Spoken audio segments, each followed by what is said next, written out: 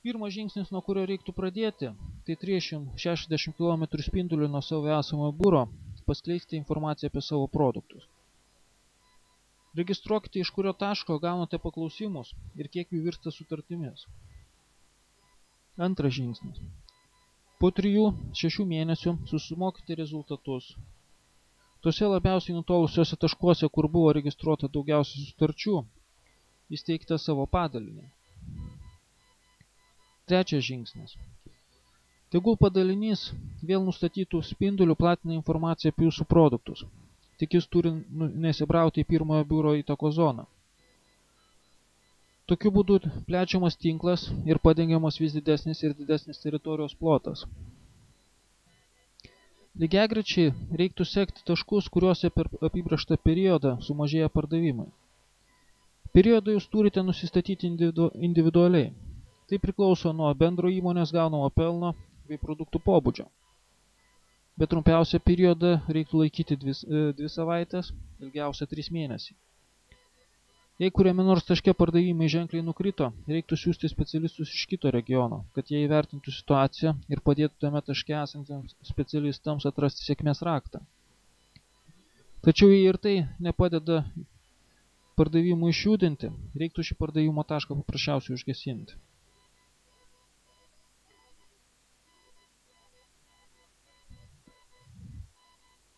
Šioje vietoje reiktų priminti, kad pardavimai turi tendenciją svyruoti. Tad vienose regionuose gali susidaryti paklausimų bangos, o kituose pardavimai sumažėti. Norint efektyviau panaudoti personalą, reiktų stebėti paklausimų kiekį visuose regionuose. Kadangi praeities koreguoti žmogus neturi galios, tai šios pasikeitimus reikia stebėti kiekvieną dieną. Tada jūs operatyviai galėsite priimti sprendimus, ką ir kuriame pardavimų taške daryti. Jei kuriame nors regione sumažėja paklausimų kiekis, o kitame ateina paklausimų banga, reiktų iš mažiau paklausimų turinčio regiono specialistus atsiųsti į daugiau paklausimų turintį regioną. Tokiu būdu nušausite 2 zuikius vienu šūviu. Vienu metu bus apdorota daugiau paklausimų, antra, specialistų nereikės mokėti už prastovas.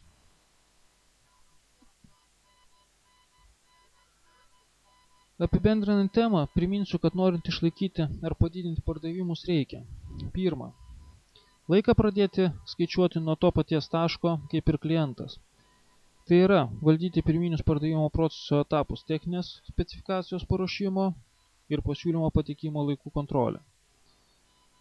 Savo vidinę kokybės sampratą turite išplėsti iki kliento kokybės vertinimo. Trečia, susidaryti tinkamos kainos nustatymo mechanizmą. Ketvirta, įsivesti naujus produktus ar plėsti užimamą teritoriją.